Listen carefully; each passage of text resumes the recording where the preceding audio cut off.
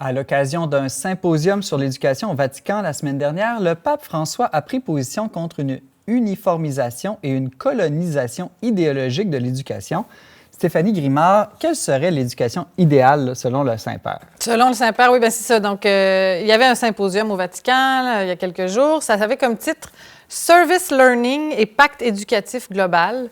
Puis c'est à cette occasion-là que le pape il est allé de quelques réflexions vraiment intéressantes. Donc, sa vision de l'éducation, je dirais qu'il y a 3 points qui ressortaient, qui sont fort intéressants. Le premier, c'est de dire que l'éducation n'est pas qu'une seule transmission de connaissances d'un vase plein à un vase vide. Là. C'est pas que de retenir des formules par cœur puis les répéter comme un perroquet. Le pape dit c'est d'abord c'est surtout une transformation de la vie. Ça va beaucoup plus loin que la simple transmission de savoir qu'on apprendrait par cœur. Ensuite, deuxième aspect, c'est ça, l'idée de service learning. J'ai pas vraiment trouvé de traduction française, mais apprendre en servant, l'importance du service à la communauté, c'est une approche pédagogique qui intègre cette idée-là de service à la communauté. Il y en a peut-être comme moi qui sont passés par le PEI, là, le Programme d'éducation internationale, ou le BI, au cégep, puis on avait des services communautaires à faire. Une sorte de bénévolat. Comme un peu chez les scouts, les BA aussi. Moi, j'imitais la signature de mes parents. Ah, c'est vrai? C'est pour ça que j'ai mal tourné. Fait que ça aussi, ça s'inspire un peu Donc, c'est l'idée qu'on une bonne éducation devrait mettre en situation de service les jeunes, exact, c'est ça? Exact. Okay.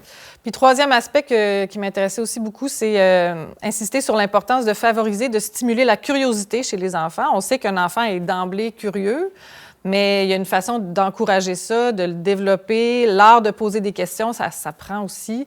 Fait que le pape insistait beaucoup là-dessus aussi. Le pape dénonçait une éducation qui est de plus en plus idéologique. En tout cas, il est contre les idéologies en éducation, mais plusieurs pourraient lui dire, mais attends un peu, là, le catholicisme et les religions en général, ce sont aussi des idéologies. En quel sens, selon toi, le pape comprend ce mot-là d'idéologie? Bien, c'est ça, la grande question. Puis à chaque fois qu'on discute de grands thèmes comme ça, il faut se poser la question, de quoi on parle? Qu'est-ce que c'est qu'une idéologie ici? Fait que moi, premier réflexe, on va voir dans l'étymologie, ça vient de logos, qui veut dire science ou discours sur les idées, idéa. Fait que ça peut être vu au départ, en tout cas, comme l'étude des idées, si on veut. Mais là, on va revenir plus couramment là, au sens avec lequel on l'utilise maintenant. Et là, pour ça, moi, je fais toujours référence, j'appelle à l'aide mes amis Robert et Lalande, c'est mes 2 dictionnaires de référence. Fait que dans le Robert, on dit, puis tout de suite, on annonce que c'est péjoratif, tu sais, avec le petit italique pège, là.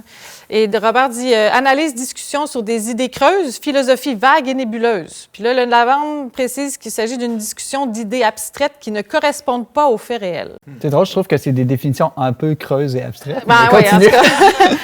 Fait que c'est ça, on a déjà une piste ici sur la notion un peu plus péjorative. Puis finalement, il y a celle qui est assez commune, ou en tout cas qui provient du marxisme, donc des années 19e, la fin du 19e siècle. Donc, on pourrait dire, en tout cas, le Robert dit « ensemble des idées, des croyances et des doctrines propres à une époque, à une société ou à une classe ». Fait que ça, c'est assez clair.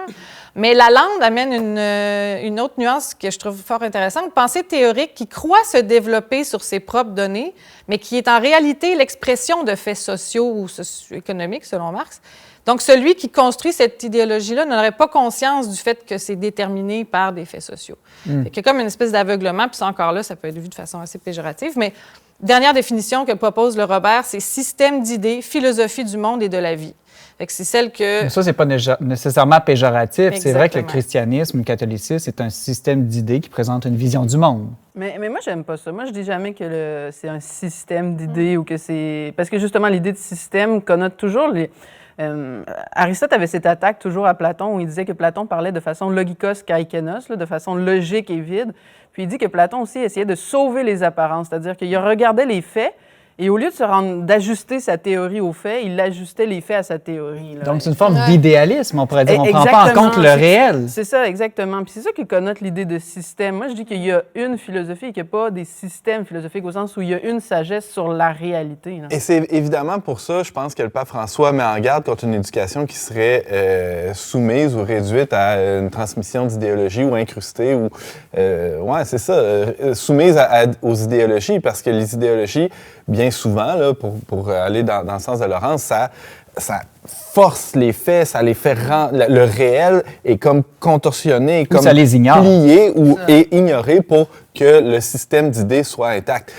Et dans ce sens-là, parfois, oui, la religion peut être un système d'idées. On peut être un chrétien ou un catholique idéologue. Tout à fait. Mais je pense que là où le pape va en venir, c'est que le bon, entre guillemets, le bon christianisme, c'est celui qui est basé sur les évangiles et sur la réalité. Et il y a un bon humanisme qui est possible et une bonne éducation qui est possible en tenant compte du réel. Le pape est célèbre pour dire, entre autres, que le réel est supérieur à l'idée. C'est un de ses leitmotifs qu'il répète souvent. Laurent, je t'ai vu moi, réagir. Ce qui me touche beaucoup, là, j'ai lu l'article sur le pape, là, puis ce qui me touche beaucoup, c'est quand il dit qu'il faut parler aussi simplement. Puis ça, c'est très important, justement, pour ne pas tomber dans des idéologies, parce que finalement, les idéologies se construisent beaucoup dans le langage, dans un langage tellement complexe qu'on finit par oublier le sens des mots. Tu es revenu à l'étymologie tantôt, là. Mais justement, si on ne sait pas l'étymologie des mots, si on ne connaît pas Moi, je suis une partisan du grec et du latin, là, mais si on ne retourne pas aux racines, à ce que veulent dire les mots qu'on signifie, là, c'est sûr qu'on se perd dans un vocabulaire abscon et dans les idées, il me semble. Mais c'est ça, pour revenir sur l'idéologie que dénonce le pape, lui, c'est surtout, il y en a un peu contre l'uniformisation, la mondialisation, puis le fait que ça devient soumis à une logique marchande. C'est un peu de ça dont il veut prémunir l'éducation. Ça devrait être à l'abri de ça. Je vais le citer rapidement. Là, cette uniformité cache des formes de conditionnement idéologique qui falsifient le travail de l'éducation en faisant un instrument à des fins bien différentes de la promotion de la dignité humaine et de la recherche de la vérité, qui sont pour lui les grands principes de l'éducation. Merci. Stéphanie Grimard, tu es journaliste au magazine Le Verbe. Merci beaucoup.